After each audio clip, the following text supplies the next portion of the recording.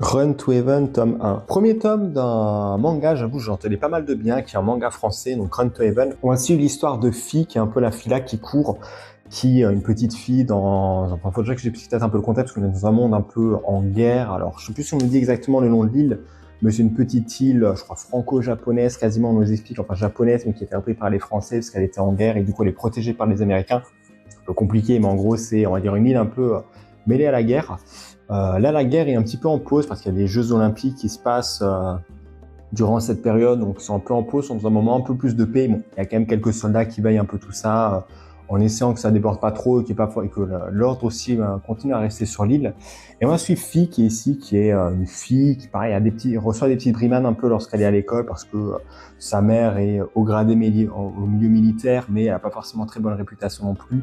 Son père a un souci à la jambe, il peut pas forcément trop s'engager non plus dans l'armée, donc il est un peu considéré comme un paria, on va dire. Il va pas aller se battre, donc c'est un peu un mec, pas dire un déchet, mais un peu un mec qu'on exclut parce que voilà, il se bat pas pour la communauté, il sert pas forcément à grand chose à cause de son souci au pied. Et Fi, elle aime bien courir, elle aime bien un peu sa mère, elle veut passer du temps avec sa mère, elle aime bien courir un peu dans ça. Alors déjà, je vous montre quelques dessins parce qu'il y en a qui sont... Les dessins, je trouve qu'ils sont bien faits, même si c'est pas forcément tout le temps pareil, mais on a une bonne présence de vitesse. Voilà, là on a présente un manteau qu'on a Fi qui court aussi un peu.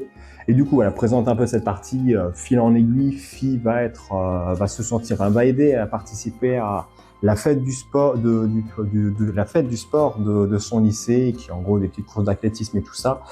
Elle va y prendre plaisir, on va voir qu'elle a quand même aussi un vrai talent un peu là-dedans. Assez rapidement, elle va se faire des amis, elle va commencer à se refaire un peu des amis, on va se dire ok, elle commence à reprendre un peu en sens à sa vie, à trouver un objectif peut-être sur ce qu'elle veut faire un peu après. Je vais pas trop en dévoiler, mais effectivement, vers les 3/4 du tome, quasiment vers la fin du tome, il se passe un événement un peu décourageant, enfin pas décourageant, mais différent de ce qu'on aurait pu imaginer au début de cette série avec une fille qui court et des Jeux Olympiques, qui est assez, enfin, pas assez dur, mais c'est surprenant. On va dire c'est un élément surprenant on peut imaginer. Il y a des éléments effectivement qui nous montrent un peu ça, mais on pensait pas que ça allait peut-être arriver si vite. Qu'est-ce que je peux dire sans forcément trop spoil? Parce que j'avoue que la fin est quand même, je trouve que c'est un truc un peu à lire. Il va se passer des choses, des conséquences, et la couverture mignonne ne reflète peut-être pas forcément sur ce qui se passera par la suite, notamment avec le tome 2, que je peux déjà vous montrer, qui est un peu plus brutal et montrer que les horreurs en fait sont toujours partout, malgré qu'on soit dans un temps de paix. Il se passe encore des événements un peu plus compliqués et un peu plus durs à vivre. Après, ouais, c'est une très bonne découverte.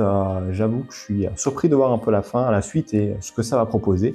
N'hésitez pas à me dire ce que toi t'en as pensé d'ailleurs.